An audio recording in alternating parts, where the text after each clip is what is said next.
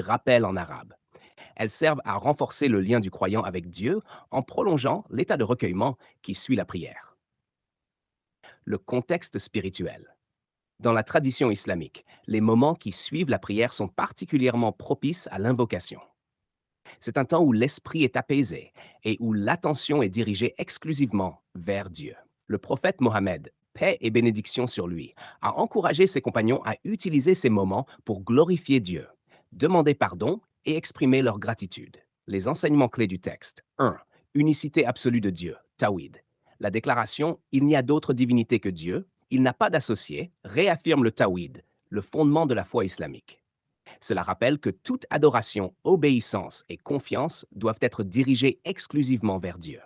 2. Souveraineté et louange à Dieu. La mention « La royauté et les louanges lui appartiennent » indique que tout ce qui existe appartient à Dieu. La louange exprime une reconnaissance totale des attributs divins comme la perfection, la miséricorde et la justice. 3. Puissance divine absolue. La phrase « Il est puissant sur toute chose » rappelle que rien dans l'univers ne se produit sans la permission de Dieu. Cela englobe les bénédictions, les épreuves et même les décisions humaines. 4. Le contrôle sur les dons et les privations. Personne ne saurait empêcher ce que tu vas donner, et nul ne saurait donner ce que tu refuses. Exprime une vérité essentielle. Seul Dieu décide de ce qu'une personne recevra ou ne recevra pas, qu'il s'agisse de biens matériels, de santé ou de succès. Cette reconnaissance soulage l'angoisse des croyants en les invitant à placer leur confiance en Dieu. 5. L'origine des richesses et des bénédictions.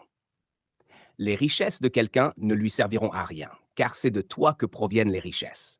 Rappelle que les biens matériels ne sont pas une source d'autonomie, mais un dépôt de Dieu. Cela incite à la gratitude et à ne pas s'attacher exagérément aux possessions terrestres. Le rôle de ces invocations. Ces invocations post-prière aident le croyant à renforcer sa foi en réaffirmant la souveraineté de Dieu, développer une reliance spirituelle, surtout face aux incertitudes de la vie, cultiver une humilité sincère en reconnaissant que tout dépend de la volonté divine, établir une routine d'introspection et de gratitude qui éloigne l'arrogance et les inquiétudes matérielles. Usage pratique aujourd'hui. Beaucoup de musulmans récitent ce dhikr pour se rappeler que tout bien provient de Dieu et que les épreuves, même difficiles, ont un sens dans sa sagesse infinie. Cela offre un apaisement spirituel face aux défis de la vie moderne.